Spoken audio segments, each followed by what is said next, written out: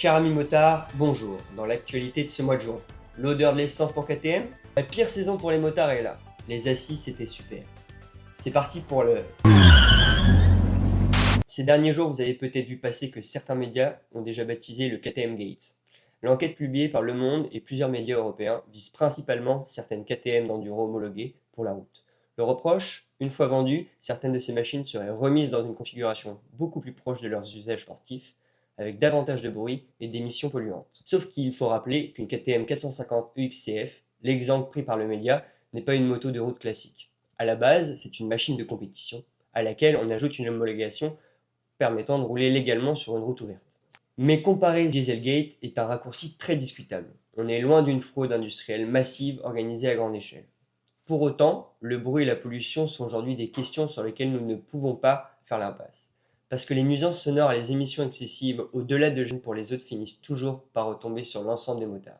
Les constructeurs continuent de développer des motos moins polluantes et moins bruyantes, mais les réglementations doivent aussi rester cohérentes avec les réalités techniques et industrielles.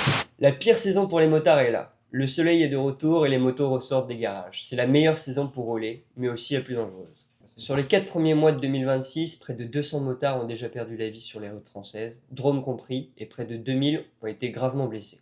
Cela représente près de 2 des nôtres qui meurent chaque jour. En cette belle saison pour rouler, n'oubliez jamais que personne n'est à l'abri d'une erreur, de la sienne ou de celle des autres. Équipez-vous, restez vigilants, prenez soin de vous et des autres.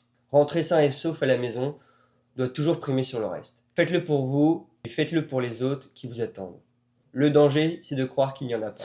Les assises de la FFMC. On en parlait dans le dernier épisode, c'était les assises de la FFMC. Cette année était placée sous le mot d'ordre « Unis dans la diversité ».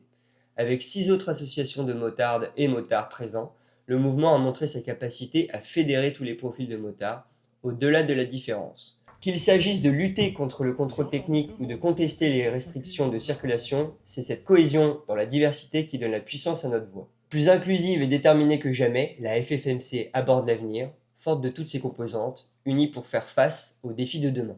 Pour suivre plus en profondeur l'actualité moto et les actions de la FFMC, abonnez-vous et allez faire un tour sur notre site internet. On a d'ailleurs fait un article bilan de ces assises. Et pour participer directement et influencer nos actualités, rapprochez-vous de notre antenne locale FFMC et rejoignez le mouvement. A très vite pour un nouveau...